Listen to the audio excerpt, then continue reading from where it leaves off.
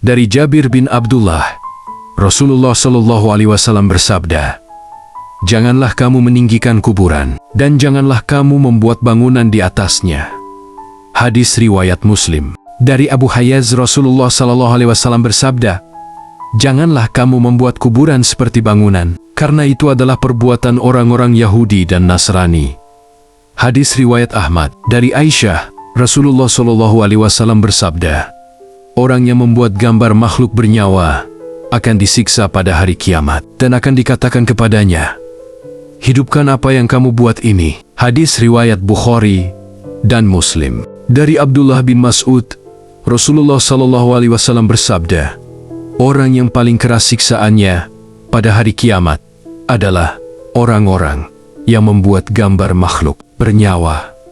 Hadis riwayat Bukhari dan Muslim. Kisah Abu Thalib, paman Nabi Muhammad Shallallahu Alaihi Wasallam, pernah membuat gambar bernyawa. Ketika Nabi Muhammad Shallallahu Alaihi Wasallam melihatnya, beliau bersabda, "Abu Thalib, janganlah kamu membuat gambar bernyawa, karena itu adalah perbuatan orang-orang kafir." Nabi Muhammad Shallallahu Alaihi Wasallam pernah melihat seorang yang membuat gambar bernyawa, maka beliau bersabda, "Orang yang membuat gambar bernyawa akan disiksa pada hari kiamat, dan akan dikatakan kepadanya, 'Hidupkan apa yang kamu buat ini.'" Hadis riwayat Bukhari dan Muslim. Aisyah radhiyallahu anhu pernah membeli sebuah bantal yang memiliki gambar bernyawa. Ketika Nabi Muhammad SAW melihatnya, beliau tidak masuk ke dalam rumah hingga gambar itu dihilangkan. Aisyah radhiyallahu kemudian memotong gambar itu dan menjadikannya bantal. Lalu bagaimana jika memajang foto-foto pribadi, keluarga dan ulama?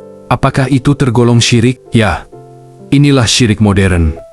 Walaupun kalian tidak menyembahnya, sebagian ulama memperbolehkannya. Tetapi dalam mimpi mubasyirat Muhammad Qasim, perbuatan itu Allah tidak akan mengampuninya. Dan karena foto-foto itu, sebagian ulama mengesyahkan, maka yang terjadi adalah banyak dipajangnya foto-foto bertebaran di jalan-jalan vulgar, banyak membuka aurat.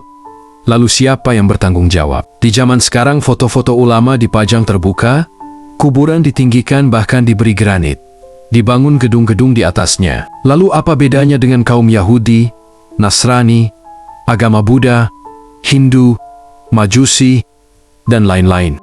Bermula dengan dipajangnya foto-foto ulama yang kalian anggap wali, maka Syah, hampir semua orang awam memuja-mujanya, mengkultuskannya, dan semua aliran akan membanggakan mursyidnya masing-masing. Disitulah perpecahan agama Islam tiada akhir. Allah berjanji tak akan mengampuni kalian ketika dirinya diduakan, dibanding-bandingkan. Lalu bagaimana dengan keadaan rumah kalian yang dipenuhi dengan gambar dan foto-foto keluarga? Apakah kalian tidak sadar bahwa tindakan itu berstatus membanggakan diri sendiri? Dan saat itu kalian telah menuhankan diri sendiri, maka orang yang mengambil alih dan menggeser kursi kedudukan Allah tak pantaslah masuk golongan orang-orang yang tauhid, dan tak pantas masuk surganya Allah. Sejak peringatan mimpi mubasyirat Muhammad Qasim tahun 2015 tentang kegelapan dunia karena hal-hal tersebut di atas, dan umat manusia tidak mengindahkan, maka kini hukuman itu akan segera ditegakkan. Untuk itu, bersiap-siaplah.